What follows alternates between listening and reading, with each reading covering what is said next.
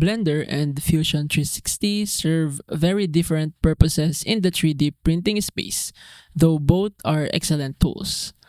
Blender is a free, open source 3D creation suite primarily designed for artistic, modeling, animation, and sculpting. It's perfect for creating complex, organic shapes and artistic designs, but it's not a CAD program, so it lacks precise parametric control and engineering features. This can make Blender less suitable for parts that require tight tolerances. Fusion 360, in contrast, is a professional CAD or CAM tool focused on engineering and manufacturing workflows.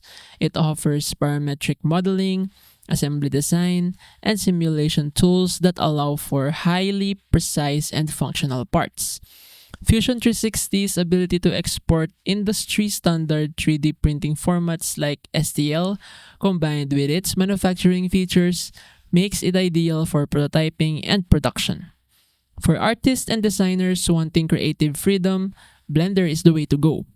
For engineers and makers requiring precision and manufacturability, Fusion 360 is the better choice.